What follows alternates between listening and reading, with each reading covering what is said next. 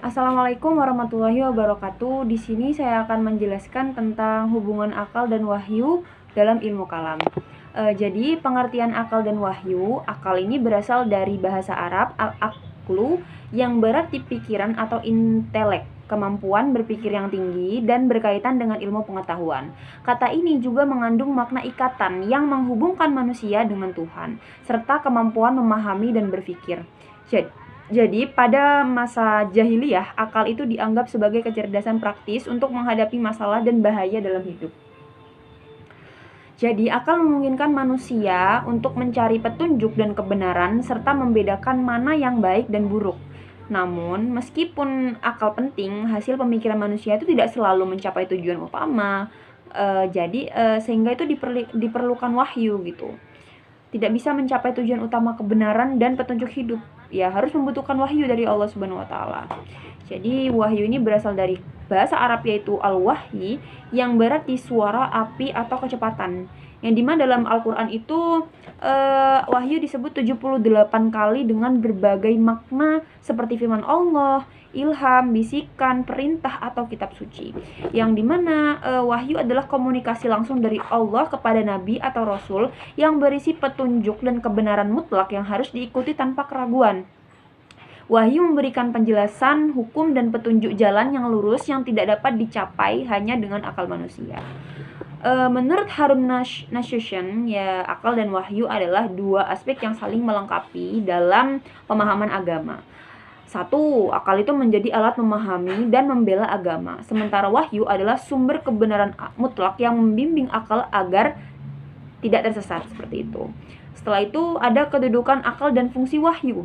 Nah, akal dan wahyu ini berperan dalam 4 masalah utama. Yang pertama itu ada mengetahui Tuhan, kewajiban mengenal Tuhan, mengetahui baik dan buruk, dan kewajiban mengerjakan kebaikan serta menjauhi keburukan. Mu'tazilah dan Maturidiyah samarkan yang berpendapat bahwa akal mampu memahami keempat masalah tersebut. Dan wahyu ini hanya sebagai konfirmasi atau informasi tambahan, seperti itu. Kalau Asy'ariyah dan Maturidiyah Bukhara berpendapat bahwa akal hanya mampu mengetahui Tuhan, sementara 3 masalah lainnya hanya dapat dipahami lewat wahyu, sehingga wahyu ini berfungsi sebagai sumber informasi utama. Jadi, akal ini berperan untuk memahami persoalan-persoalan yang tidak rinci, yang dimana disebut dalam Al-Quran dan hadis, terutama yang berkaitan dengan urusan sosial atau muamalat dan kehidupan duniawi. Namun, dalam ibadah khusus atau ibadah khassah, ini akal ini tidak mampu mengetahuinya secara sempurna. Karena apa? Karena ibadah ini bersifat tetap dan tidak berubah, seperti itu.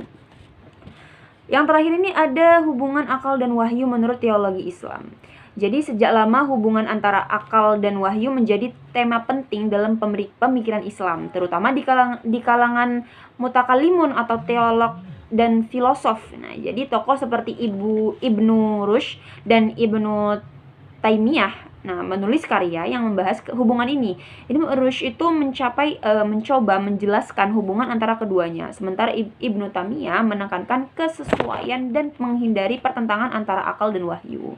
Jadi dalam Islam tidak ada dikotomi mutlak antara akal dan wahyu. Keduanya bisa saling melengkapi. Akal mampu mencari kebenaran dan mendahului imam melalui proses pengetahuan atau ilmu. Dengan demikian imam itu didasarkan pada pengetahuan yang sadar, bukan taklid buta, seperti itu. Ibnu Rushd itu menganggap akal dapat melalui observasi dan eksperimen, yang dimana metode induksi. Jadi menemukan kebenaran alam yang selaras dengan wahyu. Wahyu ini berisi hukum-hukum dan pengetahuan final yang bersifat umum, sementara akal berperan dalam mengembangkan hukum sosial dan fikih atau hukum Islam sesuai dengan perubahan zaman. Contohnya dalam sejarah dinasti Abbasiyah, fikih berkembang sesuai kebutuhan daerah dan waktu, di mana akal ini digunakan untuk ijtihad, terutama dalam persoalan pajak, zakat, dan pemerintahan. Yang dimana ini menunjukkan akal melalui peran besar dalam penafsiran hukum Islam yang dinamis.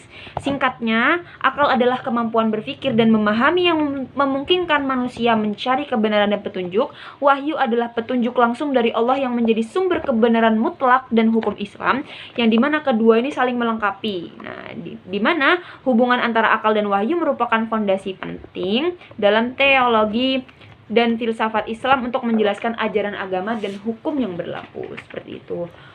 Syukron, wassalamualaikum warahmatullahi wabarakatuh.